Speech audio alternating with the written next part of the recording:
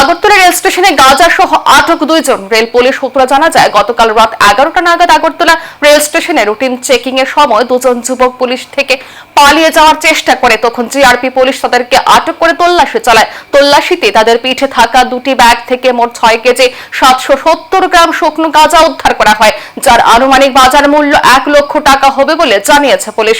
সাথে সাথে 2 জনকে আটক করা হয় এবং তাদের বিরুদ্ধে এনডিপিএস ধারায় মামলা নেওয়া হয়। অভিযুক্ত 2 জনের নাম সমজিৎ দেববর্মা, বাড়ি সিধাই মোহনপুর, অপরজনের নাম প্রহ্লাদ চৌহান, বাড়ি আসাম রাজ্যে।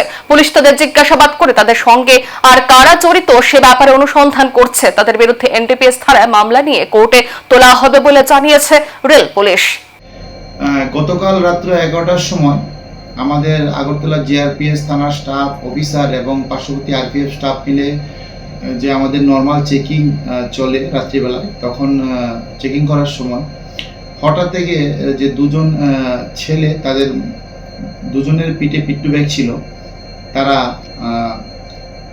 পুলিশ দেখে পালিয়ে যাওয়ার চেষ্টা করছে। তখন তাদেরকে আমাদের স্টাফ আটক করার পর তাদের পিট্টু ব্যাগ চেক করে দেখে তাদের 2 জনের পিট্টু ব্যাগে মোট অবৈধ গাঁজা ছিল এবং যার ওজন 6 কেজি 770 গ্রাম।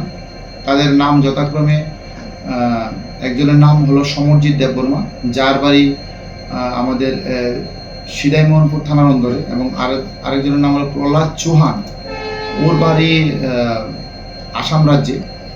তো তাদের কাছ থেকে এগুলো আমরা সিজ করি এনডিপিএস ধারা অনুযায়ী এবং তাদেরকে আমরা আটক করি এবং তাদেরকে প্রাথমিক জিজ্ঞাসা জানা যায় সিধাই মোহনপুর এরিয়া থেকে তারা গাঁজাগুলো প্রকিউর করেছে এবং তারা নারঙ্গি যে এক্সপ্রেস ট্রেন তা দিয়ে তারা নিয়ে যাওয়ার উদ্দেশ্য ছিল।